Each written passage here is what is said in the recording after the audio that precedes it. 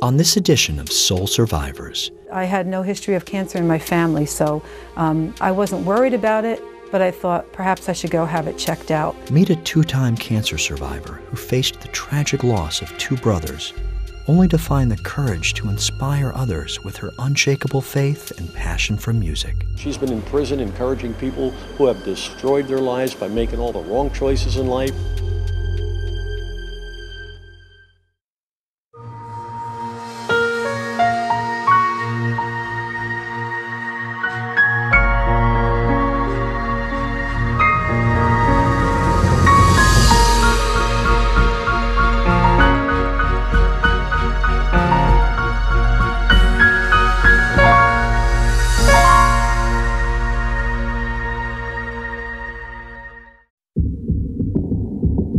For mother and musician Karen Sibilia, her unwavering faith had always been the bedrock of her life.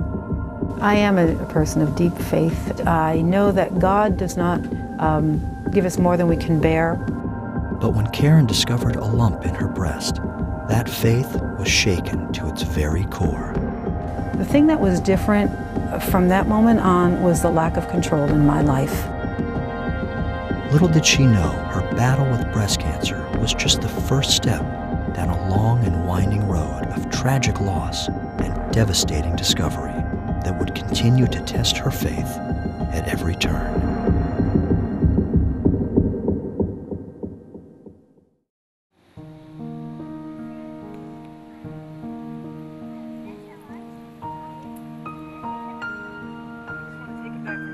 My name is Karen Sibilia. I am a wife and a mother and a professional musician. I was called to lead the music for a conference, and he was the sound man, and some of his friends behind the scenes were trying to introduce us, and so that's how we met at one of these conferences, and shortly afterwards he asked me out on a date, and then it was about a year of dating before we knew that we wanted to get married. At one point in time when I was a young man, I was putting on religious services and needed someone to sing songs for our services. I got a friend of mine to do it for me, but last minute he canceled and said I have someone that could fill in for me. And that's when I met Karen. She was the fill-in.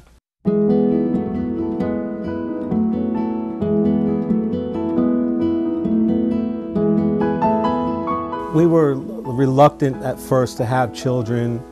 We were enjoying life. When we made the decision to have a child, we conceived right away. When I realized that I had to love them for the rest of my life, sometimes I felt a little overwhelmed with that. It's like, how can you love a child for, their whole life? But that's what happens. It's like a switch gets turned on in you once you give birth, and that love just begins to pour out of your heart to your child.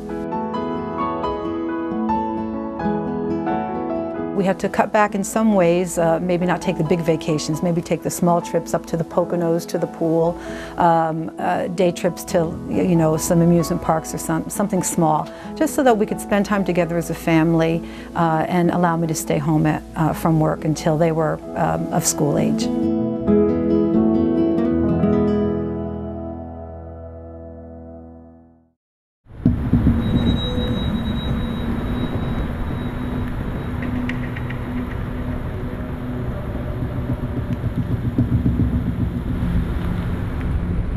I had no history of cancer in my family, so I wasn't worried about it, but I thought perhaps I should go have it checked out.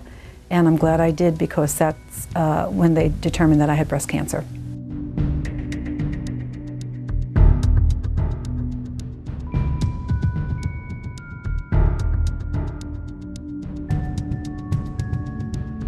It was devastating, obviously. The thing that was different from that moment on was the lack of control in my life. I always prided myself on keeping my ducks in a row, knowing what I had to do from day to day, but that was taking it out of my hands and given over to the doctors who determined to send me for this test or give me this treatment.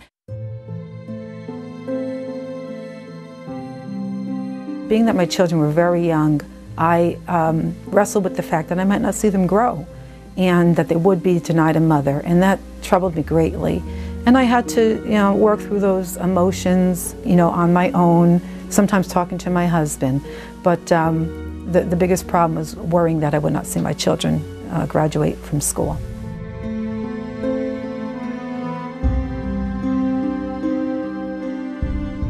I did lose my hair right away within 2 weeks. The doctor suggested I cut it short and go get a wig so that the transition wouldn't be noticeable to my children's classmates when I would go to pick them up from school. They would just think, I'd had a different hairstyle.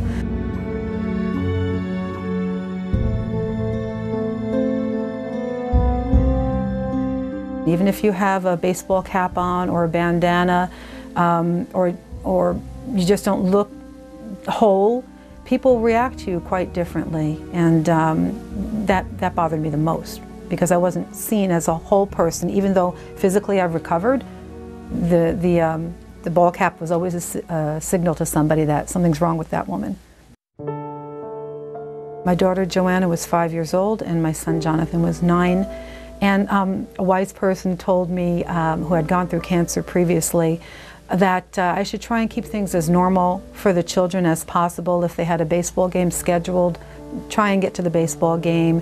If they needed to go to a friend's house after school to play, make sure that they got there, so that their lives were not turned upside down, because the children don't process the way adults do. So even though I may have been depressed or struggled with my own emotions, I tried to keep my children from feeling that way. Maybe my husband was a little uncomfortable, being that I had so much surgery and reconstruction and things like that. I just felt perhaps he was a little more uncomfortable. It didn't seem to bother me as much, because I felt that I was whole again because of the plastic surgery that they're able to do for women these days.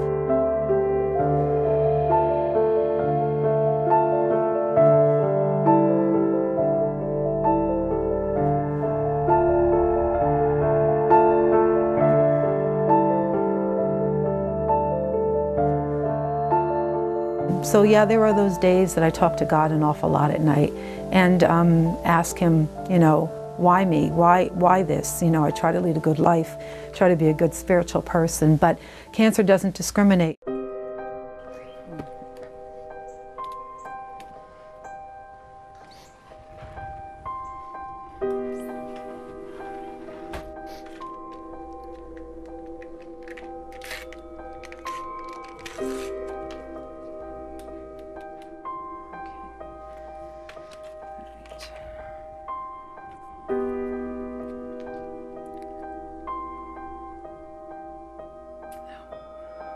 This drug is very strong, so they break it down in cycles of 3 consecutive doses for 3 weeks in a row, and then you get 1 week off to let your body recover.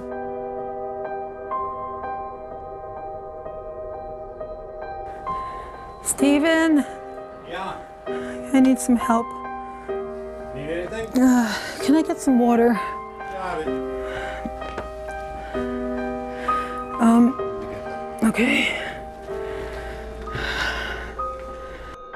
I think the role of motherhood changed because I wasn't able to keep up with the housework, with the cooking, with the chores, the day-to-day things for my family. I want to eat something, but I'm not really hungry. Crackers instead? Well, bring some of those too, I don't know. My role, I felt, and I do feel, is to support her, to be here when she needs me. She doesn't have a lot of energy, and so I just, I try to do my part around the house and, do as much as I can. My brother, my father, and I are all doing as much as we can.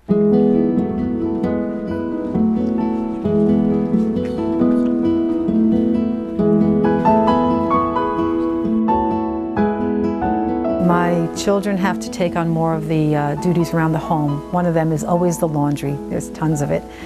So they're responsible to make sure that the laundry's moving. My husband shops at the grocery store and prepares the meals.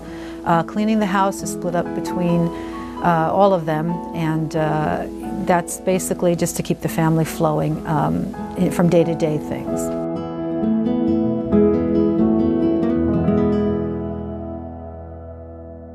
For the last 2.5 years, approximately 2.5 years, has been on chemotherapy, 3 different types of treatment actually. The first one was so brutal on her body. The doctor switched treatments after a couple of months. With the second treatment, she was able to go to work. She was back to normal.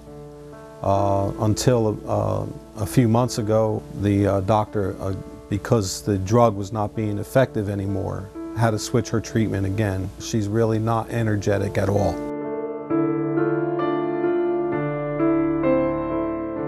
Every time I thought of my wife, I would picture her in a coffin or a box, and because I thought I was going to lose her.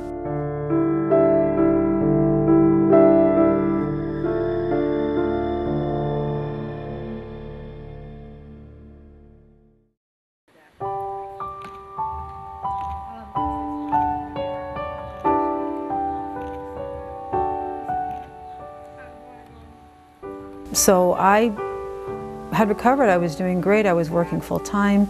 I was playing music in various places, and life seemed fine.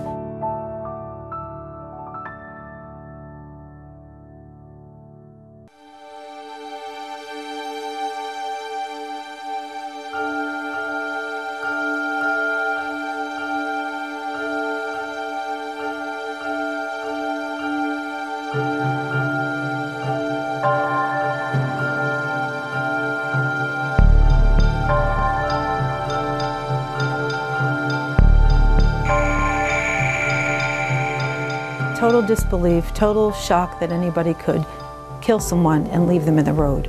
Not even call for help, even if you're, afraid to turn yourself in, call for help and said, there was an accident, you need to go there.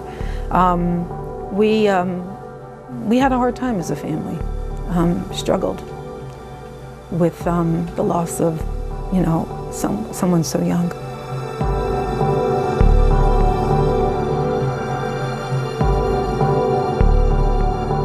He wanted to become a pilot, so he got his pilot's license and bought a plane. He loved to race boats in the Hudson River, and so he had 3 or 4 of those. And we just enjoyed watching Danny do these exploits that we were afraid to do ourselves. So Danny became like the real focal point of our family because we never knew what Danny would do next. Danny became indispensable to me as somebody to fix my car because he was very mechanical. And when I got married, he was there in my wedding party, and he was a great uncle to my children because Uncle Danny was fun.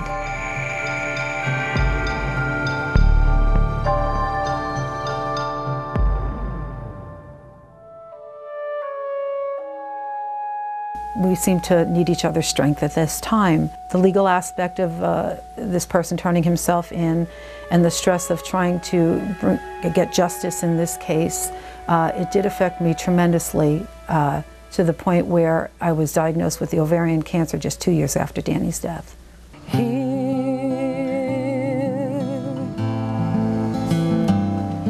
And I won't pretend to know the reason why the road I walk is sometimes hard.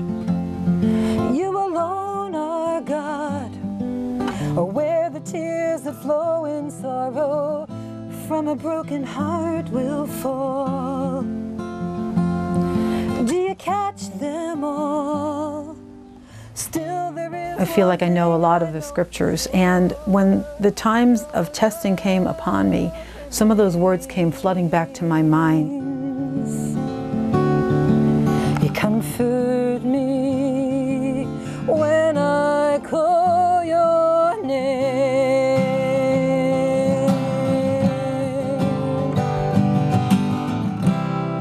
I'm falling on my knees. Touch me, please, where only you can heal. And so I would go to the Psalms or the Proverbs or something in the Bible that would give me great strength and would also bring great hope into my life. And so that is my anchor. And all who thirst for more, will there be filled again.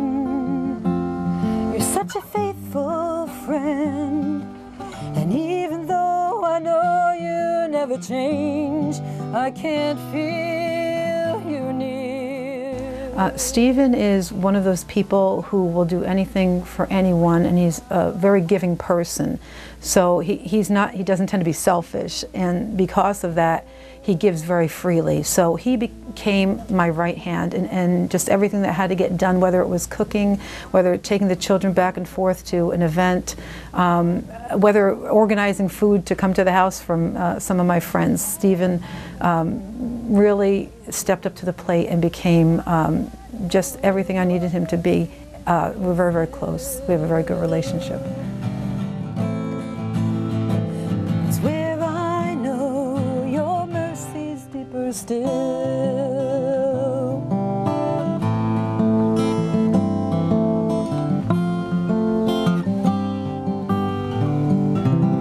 That was beautiful. It's gonna work? It'll work? Okay. It's a little rough, but thank you. I've never heard that.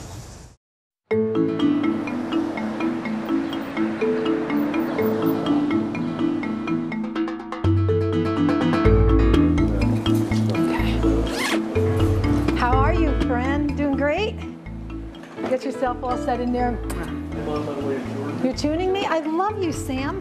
And then I'm There's back like- to Florida, and then I'm back. Hang on. Then I'm going to Cuba. Yeah, I've been out here. Check 1, 2.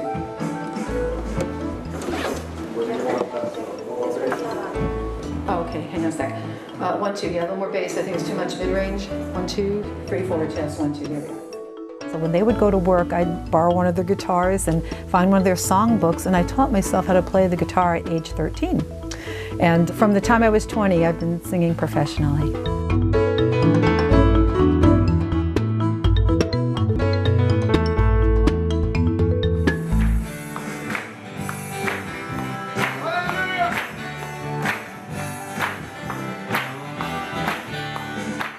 The music is such a universal language, and I think it resonates with everyone's heart.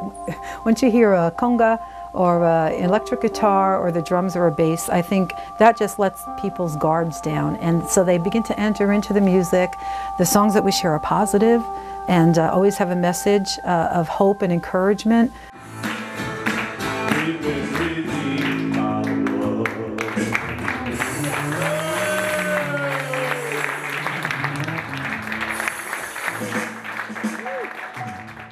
He invited me to come out to a prison with him to sing for the guys, and I was scared to death, but I knew he was there and he was bigger than I was, so I felt, okay, I can do this. She's able to take her hope and strength that she's found and present it in concert format in a prison. She's been in prison encouraging people who have destroyed their lives by making all the wrong choices in life.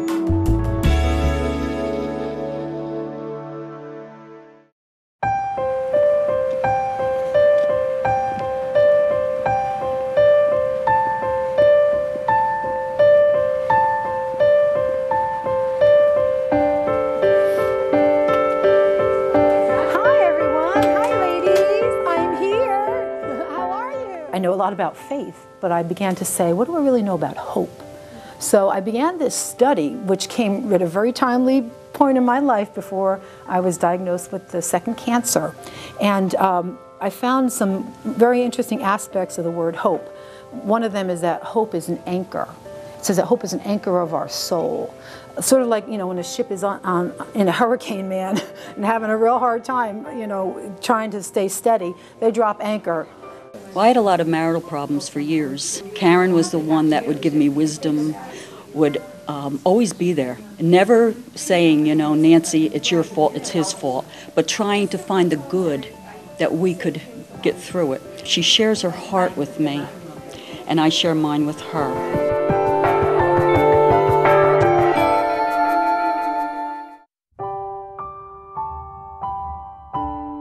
I am a person of deep faith. I know that God does not give us more than we can bear, and He always makes a way of escape. Life is a big challenge, but how we choose to deal with it day by day is something that I find I need God for every single day. God has placed Karen on this earth, I think as a motivator, as a person that would lift the spirit of other people, because her book is wide open. You read her story and you say, wow. And when I say her story, I mean her life story. It's amazing how she is able to get up every morning and just go through her day, and even though, you know, the treatments drain her energy, she just keeps a smile on her face and does what she does no matter what she's actually feeling on the inside. She just is an amazing woman. I just found that the support system from family, from friends, from church people, co-workers who came to bring meals for me or wanted to take my kids off my hands for a little while. Again, you're not alone in this life, and God sends those special angels your way to help you. And I certainly have had my share of those. So, and I don't think I'm done yet. So send the angels. Though she still struggles at times to make sense of all that has happened, Karen knows that she doesn't have to struggle alone. With the support of her family and a passion for music, this two-time cancer survivor faces each and every day with a renewed sense of faith and a song in her heart that she's determined to share with the world.